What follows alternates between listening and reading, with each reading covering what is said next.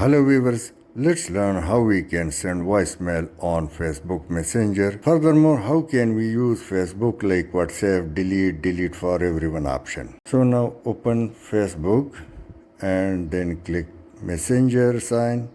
You can also go directly to Messenger in case if you would like to use only Messenger. Now mic like option appears, so click on the mic sign. Now if this appears, so while using the app is the best option, so click it.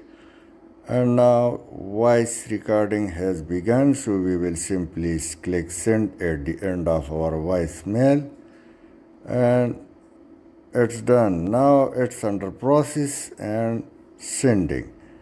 We can play it and hear our voice. We can also share it by pressing share sign, and the same could be sent to any XYZ contact. Furthermore, let's see how we can use delete and delete for everyone option. So long click on the voice and reply, pen forward and delete option appears. So let me click delete.